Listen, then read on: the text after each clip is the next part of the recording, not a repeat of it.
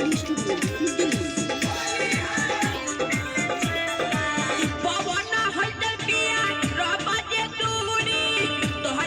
कुछो भेटाई राइटर मुनिले हमरो यारावा ओकरे से रंग डालावा हाई ओकरे से रंग डालावा हाई पवन होटल पिया रहबा जे दूरी तारा ने कुछो भेटाई राइटर मुनिले हमरो यारावा ओकरे से रंग डालावा हाई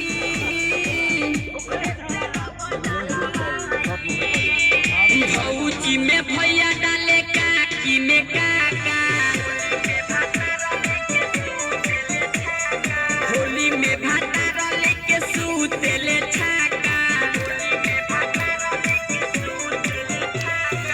Jesswan Movie Recording Studio, Delhi.